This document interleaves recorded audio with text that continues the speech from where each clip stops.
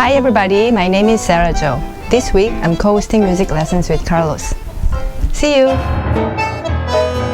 Welcome everybody to another music lesson webinar with Carlos.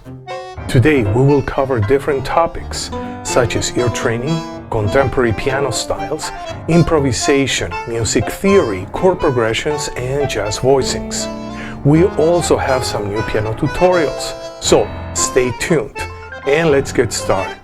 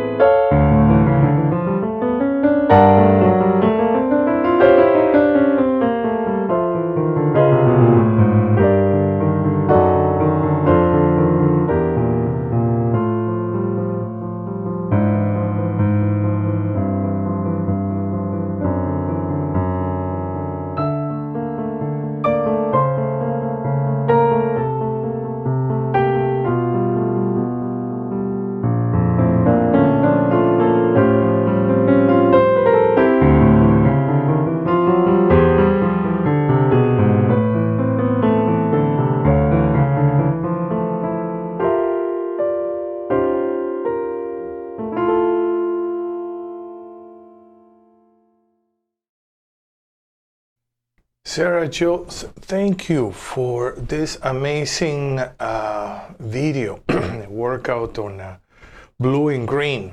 Yeah, so and actually there is so much stuff there. So much stuff that actually I would like to play it again.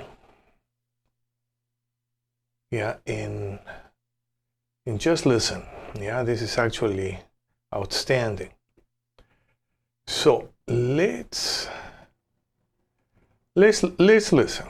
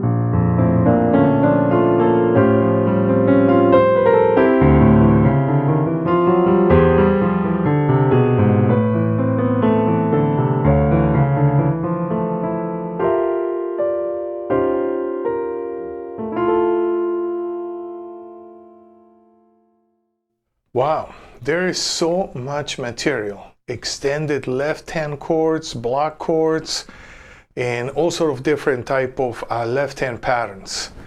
Probably I could do, we could do a whole hour, yeah, just on this video tutorial. Yeah, so maybe I'll bring it back. Also, Sera Jo just created another voice leading, four-part voice leading tutorial on the progression of autumn leaves, and I have it here on the key of A minor, but I'm gonna play it later on. So what are we gonna do now? Okay, I wanna take today, I wanna go a bit, let me see. I wanna start on basic. I wanted to share this for a while. This is a technique. Let me see. Okay, this is a technique that I wanted to share. I think I use this with most of my students. Yeah, we just, it takes 1 minute. Yeah, we just play random notes, yeah, in the 7 registers in the keyboard, yeah. So why don't we start? First, 10 random notes in the middle. Anything goes. Then 10 random notes in the lower register.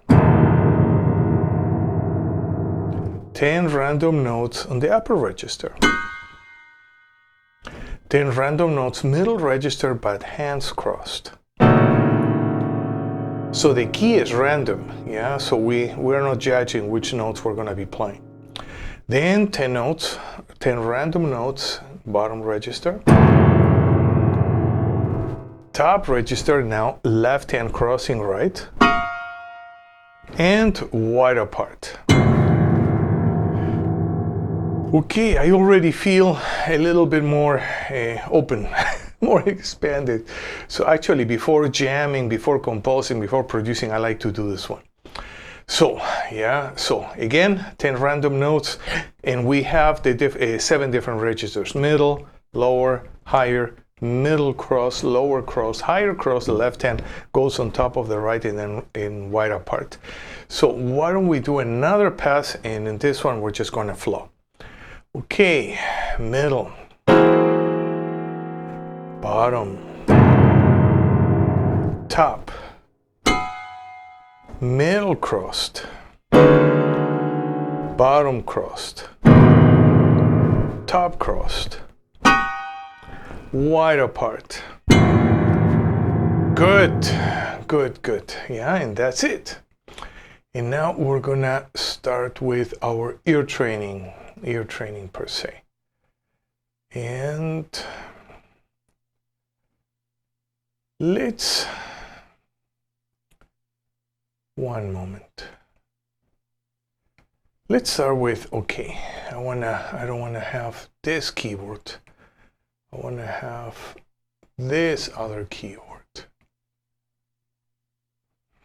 Perfect, that's what I want. Okay, so we're just gonna do our single note warm-up. Yeah, we just play a triad, we sing any of the notes, do, and then we play and we check, yeah? So the 3-step processes, and we're changing keys all the time. Yeah, that takes 2 minutes. Yeah, so here we go. D flat, I'm gonna sing do. Do, check. Let's go to the key of E. Now we're gonna sing sol. So I'm waiting for a couple seconds to give you time. Now we're gonna go to key of G flat. I'm gonna sing re. Re. And let's go to key of D. I'm gonna sing la. La. And going on, let's go to the key of B flat. I'm gonna sing mi. Mi, and let's go to the key of D flat. I'm gonna sing T, T, and moving on, let's go to key of E. I'm gonna sing Fa, Fa. Okay, and we are done with our single notes warm-ups. And what are we gonna do next? I wanna do intervals. Okay. When we are dealing with intervals, which are usually larger than a fourth, diatonic fourth, this is the technique that we're using, diatonic intervals. Yeah, so the diatonic intervals are going to be not just in a key, but in a chord scale pairing. So once we finish our major chord and major scale pairing, we're going to do in Dorian mode, Phrygian, whatever. Yeah, and this is a wonderful, wonderful practice. Okay. So what I want to do is we're going to do ascending. I think that's going to be more than enough. Ascending. So first we're going to do the first note, the second note, and then we're going to sing together. So the way we're going to play is, first we're going to sing do, do. Then we're going to play the chord again. We're going to sing the six above, la, la. And then together, do, la. And that's how we're going to practice. Yeah. Eventually, when you get really good at this, you don't need to split it. Yeah, you just go straight. Yeah, but for today, so let's start with A flat. Okay, so what would be the prerequisite to do this? The prerequisite would be to be able to know how to do the clusters, scale clusters in all 12 keys. Yeah, so you can visualize your scales really well. Yeah, your major scales. Yeah, that's the only thing you need. Yeah, major scales in all 12 keys. Yeah, be able to play them in a cluster format, so you can see the geometrical shape of the scale. So let's start B flat. First do, do. Then we play again. Now la, la. So I'm waiting for a couple seconds, so I'll give you time. Now do la ascending. Do, la. Okay, let's go to a key of D flat. Now we're gonna go to the second box, Re, T. Okay, so Re, Re. Let's play again. T, T. Together. Re, T. And let's go to G. And we're gonna sing Mi, Do ascending. Mi, Mi, Do, Do. Together. Mi, Do. And moving on, what should we do next? How about key of G? Oops, no, we were in the key of G. B flat. Yeah, we're gonna go key of B flat and we're gonna sing Fa, Re ascending. Yeah, I'm always using the movable do system. Yeah, I know some people use numbers. Yeah, when I used to teach at the Musicians Institute, yeah, we use numbers too in the vocational program. Yeah, but in bachelor's program, we use the movable do. Same thing in ACM, Berkeley. Yeah, we use the movable do. Seems like movable do is extremely useful. It connects really well with a chord scale harmony. Yeah, and that's why that's the system that I use pretty much. Yeah. Okay, so now we're gonna sing Fa, Re. So first Fa,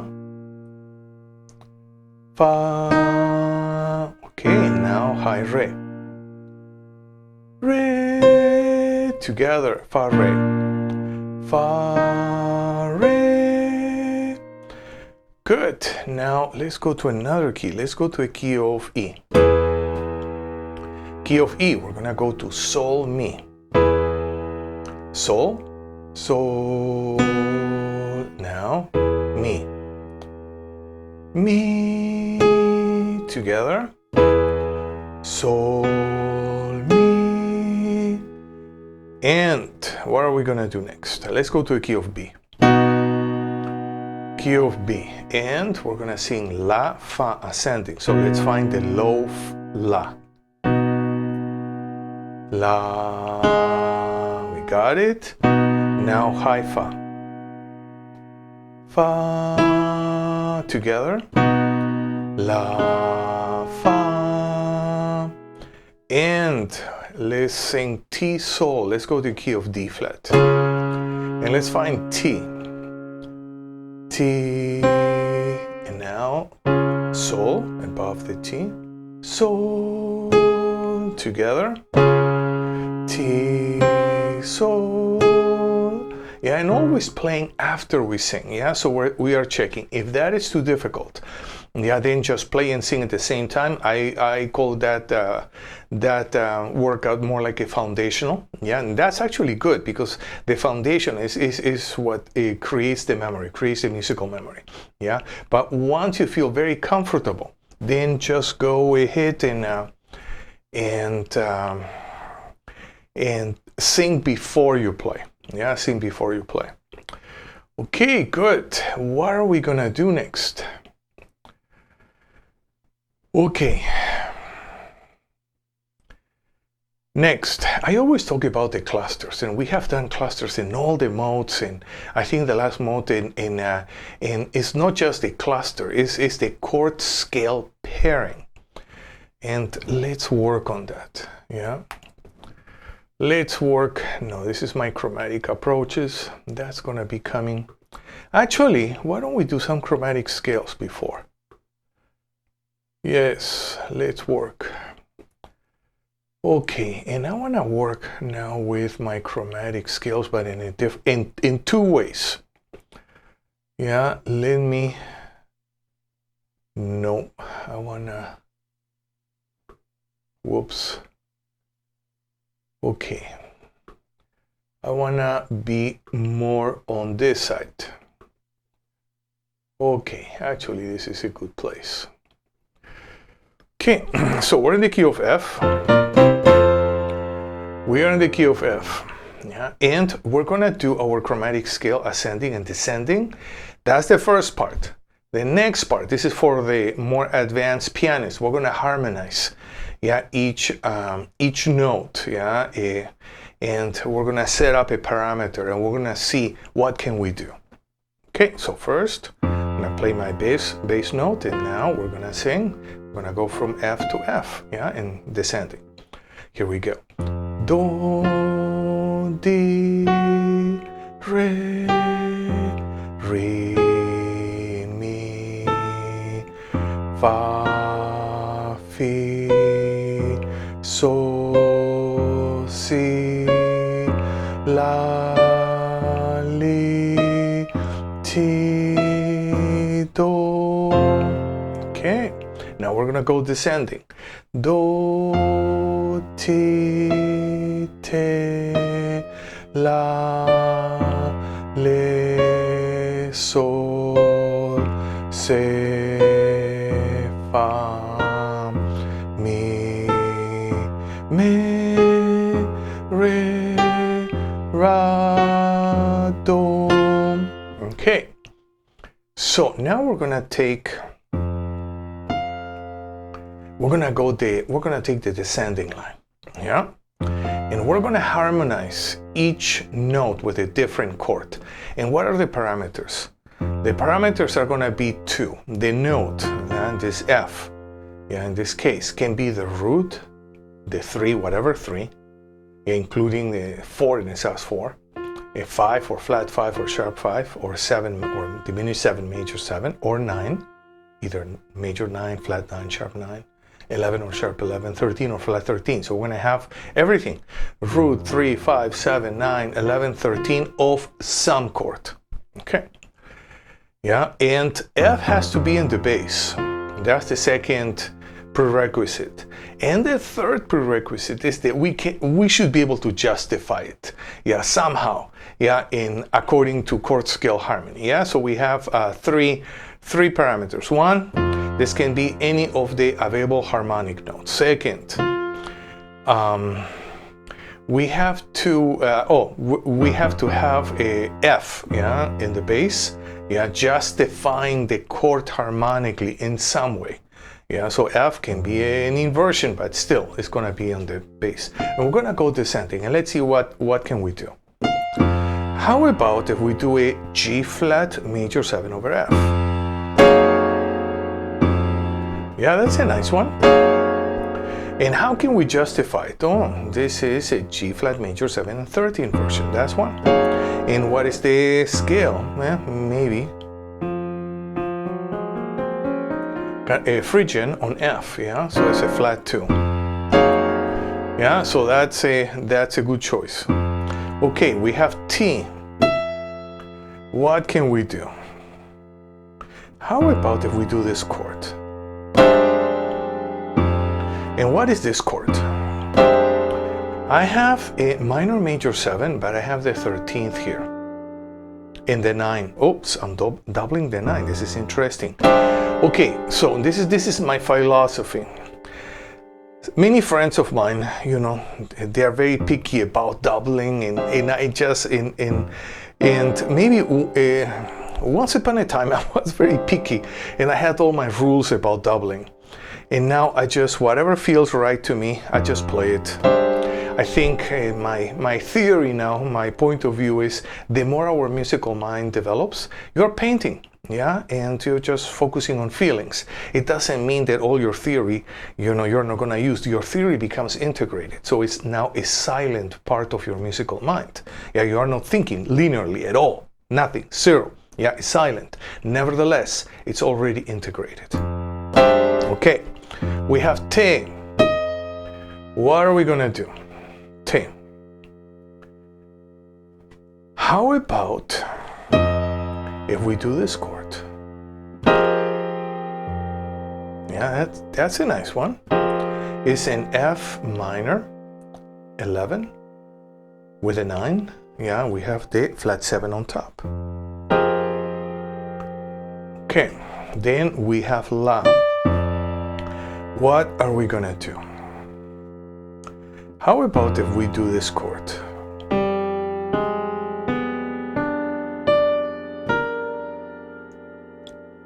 Could be. Maybe this chord better.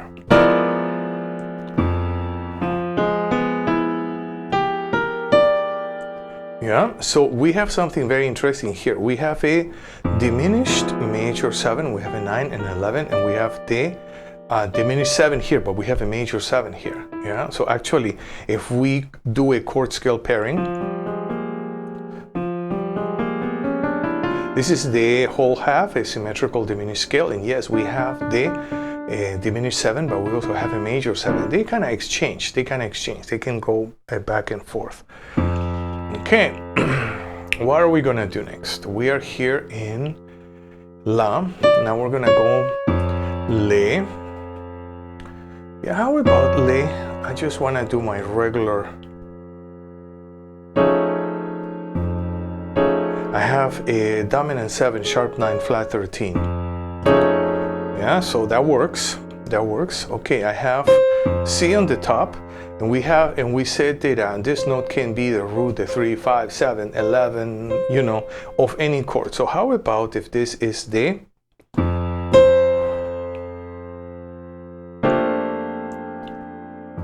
I have a B flat major 7, B flat major 6 with 9 and the 5 in the bass. Yeah, that could be. Now I have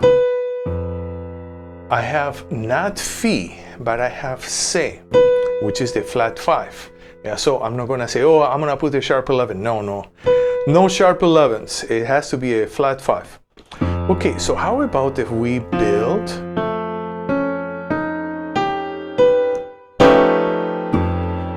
kind of whole tone chord? Yeah, so we have, if this is the flat 5, I'm gonna call this a flat 13. Yeah, so just to organize my chord and scale pairing, if I call this a sharp 11 this, I'm gonna call this a augmented 5th, yeah, but I'm gonna call this a flat 5. Okay, so why is it important to be so picky with language? This is just, you know, we're using language almost like just to define our whole harmonic world. And then when we're dealing with, let's say, a large arrangement, you know, it's really good to be able to handle everything, to have some sort of organizing force. Okay, so how about here we have Fa, How about this chord? This is a nice chord. It's a minor 7 flat 5 with 9 and 11. So that would be a do chord scale pairing with a low natural 9. Okay, we have mi. What can we do with mi here? I like this voicing. Simple. Yeah, it's a dominant 7 with a third on top. Yeah, and a 9. That's it. Yeah, simple. Now, we have mi, in this case, not a sharp 9, but a flat 3. Oh, I like this chord. It's a voicing in fifths. Yeah, on a minor 7. Yeah, that's nice. Now we have re. What can we do with re? How about simple?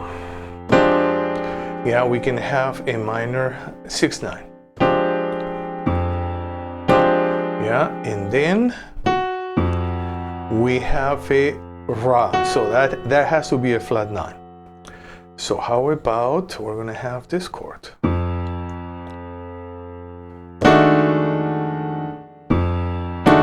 Okay, this is an interesting chord. I have my flat 9, my sharp 9, my 13, my flat 7, and my 3. So this is a dominant diminished, a dominant symmetrical. Now, do, ra, re, mi, fi, sol, la, te, do. Yeah, that's it. And now we have our do. Okay, and what can we do? Yeah, do. How about if do can be the 9 of this E flat major 7/9, and we have the F in the bass.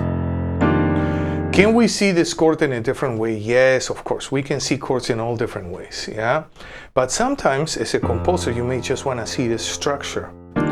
Yeah, an E flat major 7 with a 9, and you want to give the bass an F.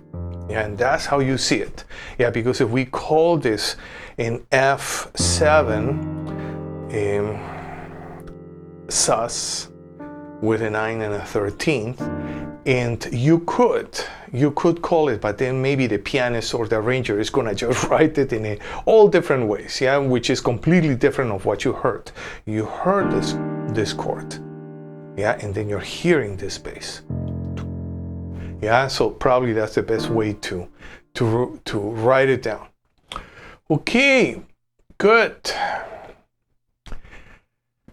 Good. I wanted to do something super, it's not so much basic, but maybe it's basic, but it's very important. Let me see.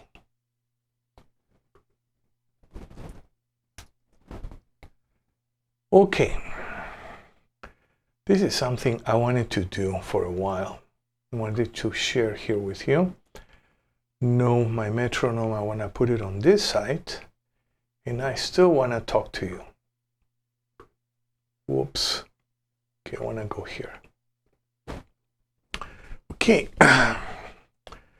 So, let me bring this down. 64. Okay. What are we going to do? I want to work with technique. I want to work with something basic, but actually important. Let me shrink myself. Okay, perfect. Yeah, so I'm still here and you can see everything. Okay, yeah, this is a very basic trill, yeah, exercise. And yeah, I actually like to do my trills in the morning, yeah, to warm up my hands.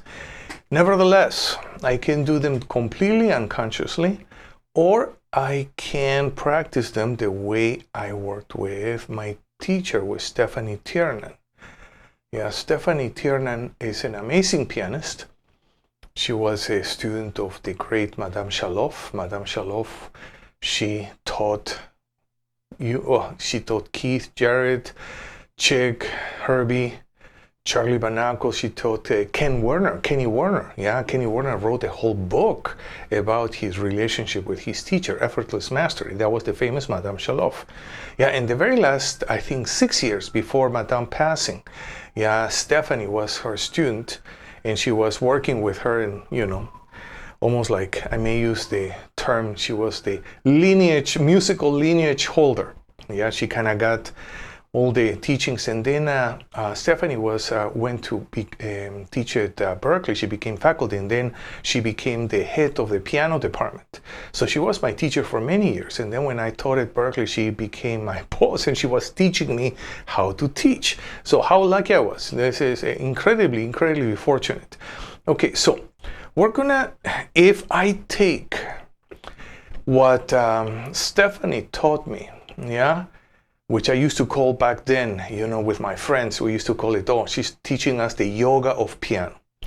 Why? Because it had a lot to do with attentional training. Yeah, and then later on, when I took lessons with Anthony Di Bonaventura at Boston University, amazing classical pianist. Also, he studied with Vangerova. Was the same school, because Madame Chaloff also studied with Vangerova. Yeah, so in hindsight, everything was attentional training. Yeah, but back in those days, we didn't have those fancy words like somatic mindfulness. Yeah, we didn't have those words. It was pretty much like, hey, Carlos, pay attention, don't get distracted. Okay, so, and I wrote some notes that I wanted to share. Yeah, so here we're going to direct our attention consciously to different parts of our musical experience. So here are the words: consciously. The next part, musical experience. Okay, because our musical experience is going to happen both within our bodies and outside of our bodies. Yeah, in a combination of both. Yeah, so I call that attentional points, yeah, or points of attention. So, when I've been teaching this, yeah, let's say here, the breath or breathing, that was huge with Stephanie. And then when I teach my students and I ask them, has your piano teacher asked you to pay attention to the breath? 99% no. Actually, one student said yes. my student he's in Europe, yeah. In Belgium, yeah, so he told me yes, yeah, but that was it, everybody else no. Okay, so we're gonna pay attention first to overall body posture. How are you sitting? Feet on the ground, big time, yeah, so you're not crossing your legs. Feet on the ground, lower back, spine straight, breathing, finger joints. Yeah, there is a pianist, a great classical pianist, he died like maybe 30 years ago. From Chile. Let me see if I remember his name. Yeah, and he used to talk about how energy flowing through the body of the pianist, especially through the joints. Yeah. So we're gonna pay attention to the fingertips, to our hands, the palm, the upper part, the wrist. Yes, joints, wrist, elbow, shoulders, muscles, biceps. See, we're gonna just pay attention to everything. And if I don't write this down, then I'm gonna space out, yeah, and my mind is just gonna go everywhere, yeah. But if I write all those points down, then I have a certain, certain points I can go back to, yeah, over and over again. Okay, this is very interesting. Inner sense of pulse, yeah, because we're gonna have here, we have the metronome. This is our outer sense of pulse. The inner sense of pulse is almost like this silent feeling, yeah, that develops little by little. Yeah, and sometimes in it translates almost like a silent continuity, yeah, of pulse experience deep within the body. Yeah, I know the dancers develop that in my one of my traditions, the Afro-Latin in the Afro-Latin tradition. Musicians, I'm always amazed about how strong their sense of inner pulse is. But this is something we all have to develop. Okay, outside of the body, external pulse, metronome, yes, yeah, we have to play in sync. Sometimes when I'm guiding, I feel that my time sometimes goes a little bit off, so I have to even out my attention to all the levels of musical experience and then just, balance everything. Okay, evenness of sound, this is important. Note attack, now with MIDI we can, see very, very clearly. How are my attacks? How are my dynamics? Legato, yeah, that should be my home base. Yeah, and how am I connecting my notes together? Yeah, so those are the points. Are there more points? Of course they are. There is one that I didn't write here. Yeah, and it is how am I pay attention to how am I paying attention? Yeah. Otherwise, I remember some teachers used to joke, Carlos, you're here, lights are on, but nobody's home. Where are you? Yeah, and yes, I was there, but I was not there. Yeah, so it's paying attention to how we pay attention, so we're kind of grounded in our musical experience. Yeah, that's very important. Okay, so now maybe I'm just gonna put this page somewhere, yeah, and I'm going to, we're gonna work with our trills. Okay, so you can see I'm even restating the solfege syllables. Yeah, I'm restating solfege syllables, yeah, and numbers on top of the notes for right hand, numbers below the note for left hand. So we have a 1, 2, 3, 2, 3, 4, 5, 4. This is for right hand. 3, 4, 3, 2, 1, 2, and then 5, 4, 3, 4, 3, 2, 1, 2, 3, 2, 3, 4, 5, 4. And we're gonna play with a metronome. 64. Yeah, and I'm gonna guide you. Yeah, I'm gonna, this is great because this kind of brings me memories. This is what my teacher how she used to guide me, and then even Anthony. Yeah, if you read the book, Effortless Mastery, you're gonna see how Madame Chaloff is guiding Kenny Werner in all different, okay, pay attention to the drop. We're not gonna do the drop, yeah? We're gonna do other things, yeah? I think to go to that detail and technique, it would require probably one-on-one, yeah? So, session, yeah, probably video might not be the best. Okay, so here we go. 1, 2, 3, and. Okay, let's pay attention to our feet, lower back, breathing. How about attention to the wrist?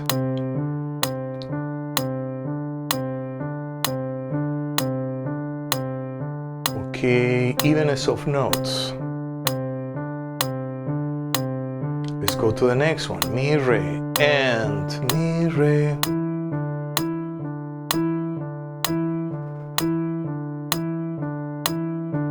Okay, let's pay attention to the upper part of the hand where the tendons are. Back to the breathing. How about attention to our elbows? Back to evenness of notes.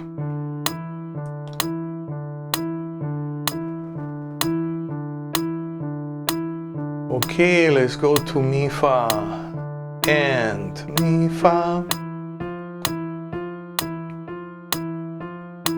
Pay attention to our pulse. Inner pulse and outer pulse.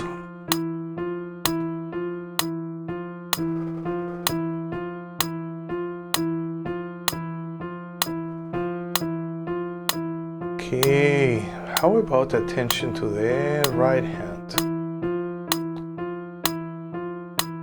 Sol, fa, and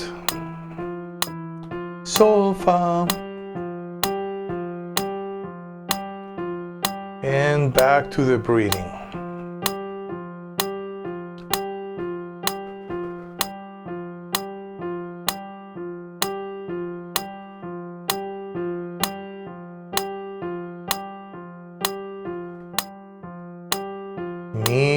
fa, mi, fa.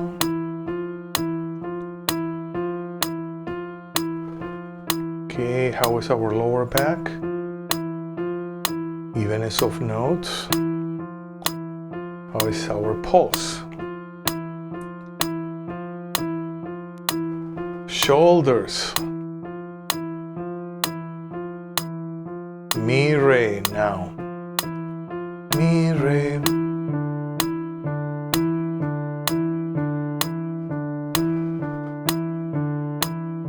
Back to the breath.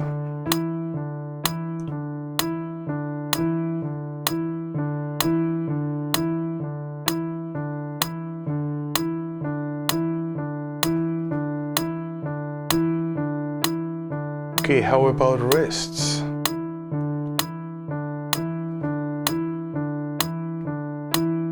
Do, re, and do, re.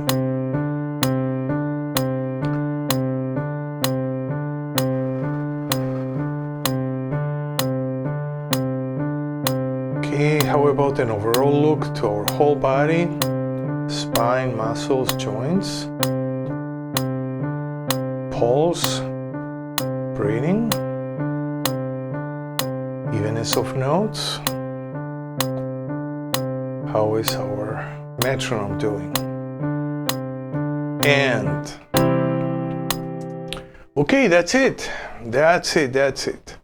So the way I like to work is I use two variations, yeah, on in my trills. Yeah, they give me different results. And then I work through all different type of keys, yeah, and sometimes, you know, let's say when we're here in D flat, yeah, our thumb is gonna be on a black key, yeah, so we feel almost like we're floating on top of the keyboard, yeah, and that's okay, yeah, that's part of the experience, yeah, and then we're gonna be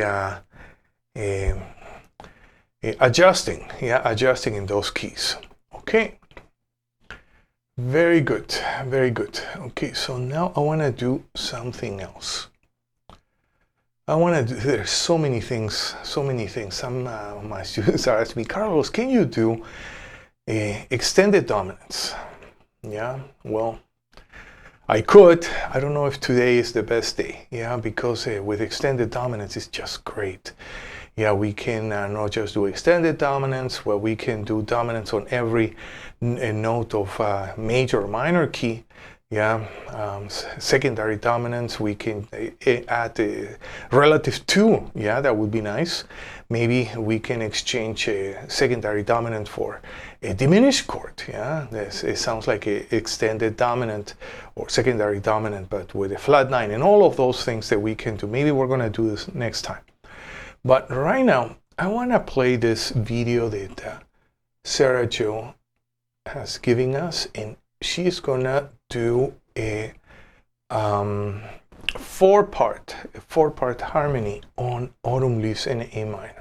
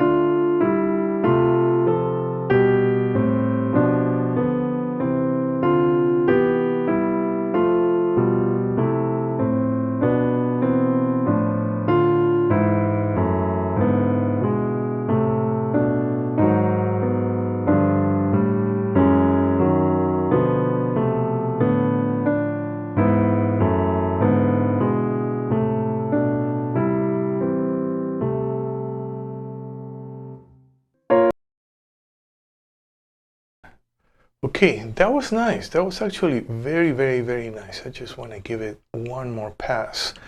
Yeah, maybe we can play along. Okay, this is just the last part of the. Okay, yeah, so I'm gonna start again. Yeah, let's see if we can play. So this is actually nice because we never do this type of voice leading work. Yeah. Oops. See, now she's going to the 3. Very nice. Yeah. So yeah, I have to study this one too. Okay. So, but in the meantime, yeah, let's listen once more to the video, and here we go.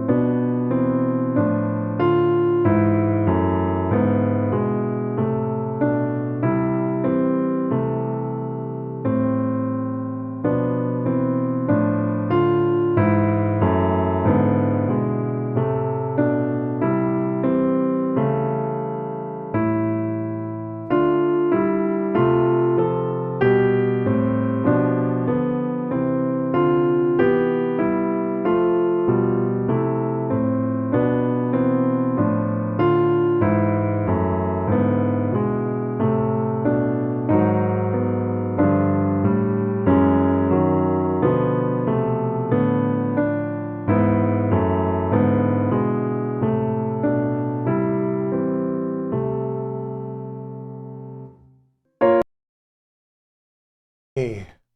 Well, thank you for being here with me in this music lesson. We practice a lot together, and thanks Sera Jo for supplying us such high quality material. Yeah, so then I will see everybody hopefully next week. Yeah, and if you have time, go to my YouTube channel or here Facebook and check the reharmonization video. Yeah, which I think it came out really nice. Okay, so I'll see you next week.